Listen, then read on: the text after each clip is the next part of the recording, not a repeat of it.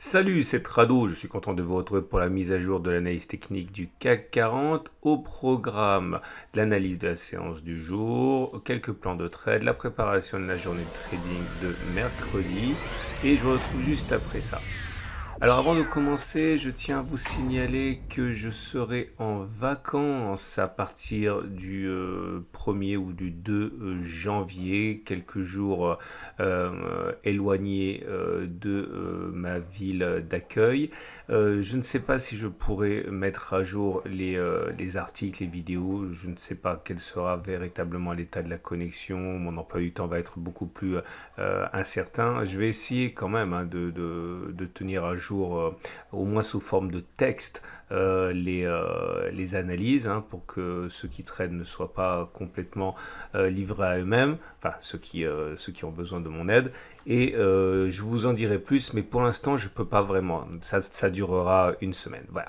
Je reviens à mon CAC 40 et la séance s'établit sur une note finale positive, 0,42%. Et 0,42%, c'est beaucoup moins bien que ce que ça a pu être à un moment, puisqu'au meilleur de la séance, on a quand même pris 0,67%. Et beaucoup de choses à dire. Alors déjà, pas grand-chose de neuf au niveau des fondamentaux. On continue d'applaudir le train de bonnes nouvelles auquel on a pu assister avec le Brexit, avec les vaccinations, avec l'accord aux États-Unis. Mais on est sur des niveaux assez élevés et peut-être qu'en cette période de trêve des confiseurs, les analystes et les traders en veulent peut-être davantage ou tout simplement ne veulent-ils pas prendre de risques. En tout cas, regardez ça. La première des choses à noter, c'est qu'on aurait pu espérer à un moment que l'on clôture au-dessus de la résistance journalière des 5598, 5612. Il n'en a rien été. On a clôturé in extremis à l'intérieur de la zone, donc on ne l'a pas cassé. Cette résistance est toujours valable. Et le problème, c'est que on vient d'activer un turtle soup. Alors le dernier turtle soup qu'on a eu, il était là. Et au pire de la séquence, on a perdu jusqu'à 5%, 5,6%. Donc comme vous le savez, les turtle soup, il ne faut pas les prendre à la légère. Je rappelle ce que c'est que le turtle soup. Le turtle soup, c'est une figure selon laquelle vous allez avoir sur les 20 dernières bougies, donc vous comptez 20 bougies, ok, et vous avez un précédent sommet. Le précédent sommet de 20 bougies, il est là. Ok, et lors de la séance du turtle soup, on va aller plus haut que le précédent sommet de 20 bougies, mais on va néanmoins clôturer plus bas que le précédent sommet de 20 bougies. Il faut qu'il y ait au moins 3 bougies entre les deux sommets. Et donc je le disais, il y en avait eu un là. Vous voyez, on a clôturé, on a fait un plus haut de 20 bougies, mais on a clôturé en dessous du plus haut précédent de 20 bougies. Donc effectivement, grosse baisse derrière. Et donc dans ces conditions, on peut se méfier et on doit se méfier des séances qui vont venir. Ça ne sera invalidé que si on passe au-dessus et qu'on clôture au-dessus des plus hauts du jour. Alors c'est la première alerte. Si vous voulez des exemples et des exercices, vous pouvez retrouver ça dans le module éponyme du Pacto Trado. On note également que l'on a fait un nouveau gap, on a ouvert un gap, vous voyez, il n'y a pas de cotation entre les plus hauts de la bougie du 28 et les plus bas de la bougie du 29, c'est un gap. Le danger serait qu'il s'agisse d'un gap d'essoufflement. S'il s'agit d'un gap d'essoufflement, il va être rebouché très très vite, peut-être même dans la séance suivante, et là on risque d'avoir une baisse. Alors, si on devait être emporté par une tempête, une mini bourrasque baissière, vous le savez, il est bon d'utiliser des retracements de Fibonacci.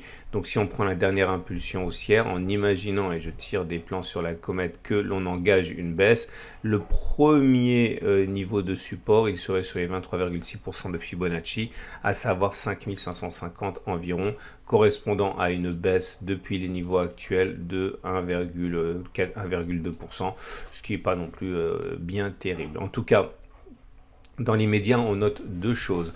Le chandelier japonais du jour, il est pas bon.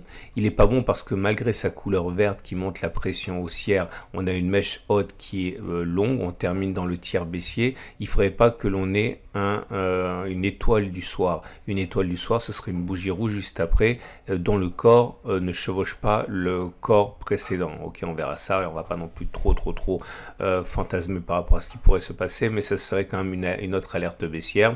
Vous notez que la vague de Wolf 1, 2, 3, 4, 5, 6 a bien produit son objectif et son anticipation qui était d'aller chercher le point 4. On l'a vu, c'était hier. Par contre, le point 6 n'a pas été touché et vous comprenez peut-être pourquoi mieux. Moi, je vise le point numéro 4 alors que le découvreur de la vague de Wolf vise le point numéro 6.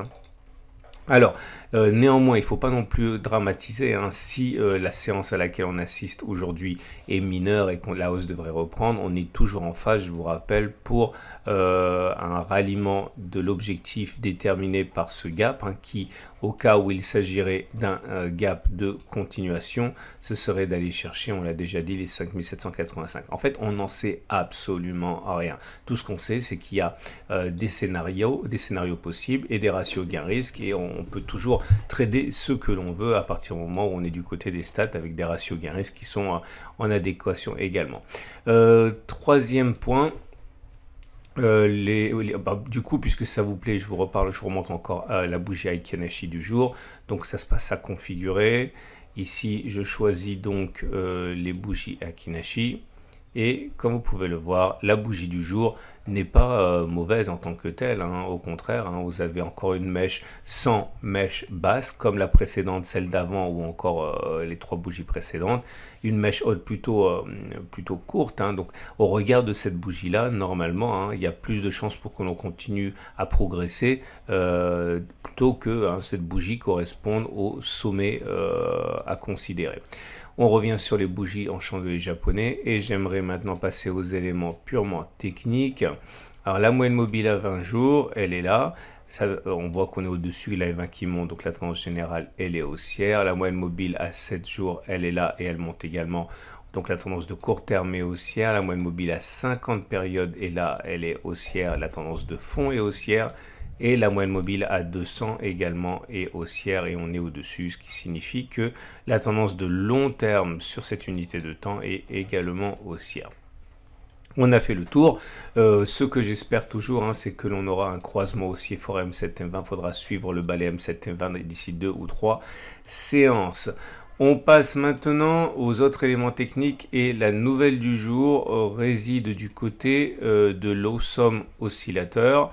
Autrement dit, hein, l'oscillateur merveilleux. Et je sais que beaucoup d'entre vous considèrent que c'est un outil important de leur boîte à outils. Et ça va faire l'objet du backtest du jour. Alors, que se passe-t-il lorsque l'Awesome oscillator passe en territoire positif, comme c'est le cas ici? C'est aujourd'hui que ça s'est passé, la dernière fois c'était ici. Alors dans ce backtest qui n'a aucune validité scientifique, on va considérer que l'on rentre, que l'on achète, lorsque le signal est donné par l'Awesome oscillateur en clôture de séance, voilà, sur cette bougie, donc on achète ici. Et on va considérer que l'on vend lorsque l'Awesome oscillateur passe en dessous de 0, sur cette bougie-là, en clôture. Ok, c'est-à-dire sur cette bougie-ci. Donc dans l'exemple que je viens de présenter, on achète ici, on sort sur cette bougie là en clôture et on a donc un gain de 11,42%. Ok, on va regarder tout ce qui s'est passé. Alors je vous rappelle que c'est applicable aux actions, aux indices, aux forex, etc. Pour un peu que vous ayez quand même l'impératif de backtester et de voir si effectivement ça fonctionne bien. Donc, le premier exemple, on l'a dit, il était là, ça a fonctionné, c'est 11,42%. Et c'est parti. Alors, j'ai simplement mis des pouces rouges lorsque c'est une perte et un pouce vert lorsque c'est un gain. Donc, une perte, une deuxième perte. Je vais la détailler, cette perte-là. Vous voyez, on est rentré ici, sur cette bougie-là. C'est à ce moment-là que l'Awesome oscillateur, il a basculé positif. Et on est sorti sur cette bougie-là. C'est à ce moment-là qu'on est devenu négatif. Une perte de 4,85%. Donc un échec, un deuxième échec, un troisième échec, un succès. Un échec encore. Encore un échec, un succès. Deux échecs consécutifs, un succès. 1, 2, 3 échecs consécutifs, un succès, 2 échecs, un succès, 2 succès, 3 succès consécutifs, 1, 2, 3, 4, 5 échecs consécutifs, un succès, un deuxième succès, 2 échecs, et ça y est, on arrive à eh bien 30 occurrences. Et le résultat, il est peu flatteur puisque on a un taux de réussite de 33,3% seulement pour un taux d'échec de 66,6%. Bref, on a raison une fois sur 3.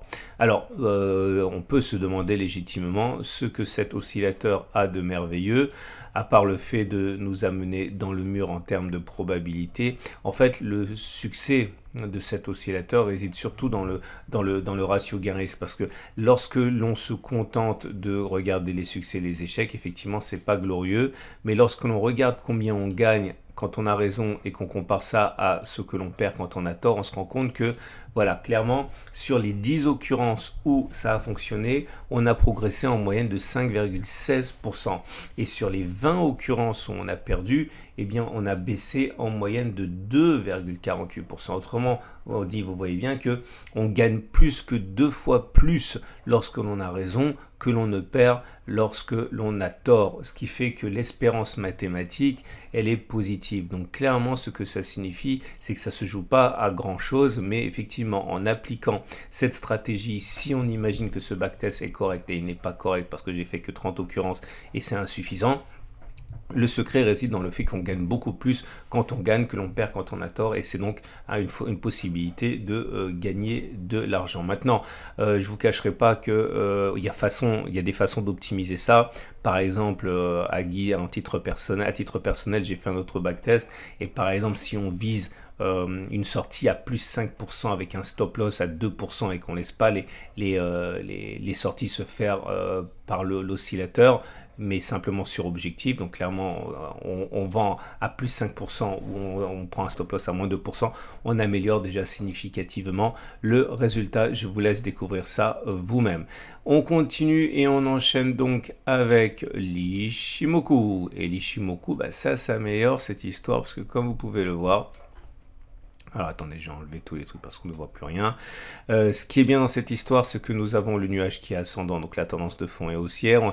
On est au-dessus de la Kijun et de la Tenkan qui commence à se redresser, qui commence juste à se redresser. Et donc à partir de là, si les Tenkan et la Kijun devaient monter et que les cours étaient au-dessus, on redynamiserait la tendance haussière. Pour l'instant, on va dire qu'on est toujours en tendance haussière de fond, mais à plus court terme, on est en tendance neutre. Ce qui nous amène donc pour terminer au trade du jour. Alors, comment faire cela? Si, bon, vous savez, moi je suis sorti hier, sur l'objectif que je m'étais fixé, les 5598 de mémoire. Et donc, si vous avez un biais haussier, vous pouvez faire effectivement ce que je viens d'évoquer dans le backtest du jour. Par exemple, vous achetez aujourd'hui, vous mettez un stop loss à moins 2%, donc vous risquez de perdre 2% de votre mise, et vous avez un objectif de plus 5%, donc vous avez un ratio gain-risque qui est totalement favorable. Maintenant, il faut savoir que le taux de réussite va être mauvais, c'est-à-dire qu'il ne faut pas vous étonner si c'est un trade perdant. L'argent se fait du fait que vous gagnez beaucoup plus quand vous avez raison que quand vous avez tort, vous ne perdez. Mais voilà, il est probable que ce trade soit un trade perdant. Mais enfin, voilà, sur une série de 100 trades, ça peut être intéressant pour vous. Maintenant, si vous voulez spéculer à la baisse, vous avez plein de bonnes raisons de le faire au regard notamment du Turtle Soup. Je vous rappelle que tout ça, je l'ai déjà expliqué. Il faut penser à regarder mes anciennes vidéos pour si vous débutez. Voilà, alors, si vous pariez sur vous mettez un stop loss à 1%. Voilà, vous visez un retour sur le gap ici. Vous avez un ratio gain-risque qui est supérieur à 1. Vous pouvez aussi réduire le stop, mettre uniquement à 0,6%. Si vous allez chercher le comblement du gap, ici, ça fait un ratio gain-risque qui est beaucoup plus avantageux. Voilà ce qu'on pouvait dire. C'est une excellente journée. Je vous invite à regarder les autres vidéos que j'ai mises à la fin de cette vidéo aussi. Et je vous dis à demain pour la mise à jour.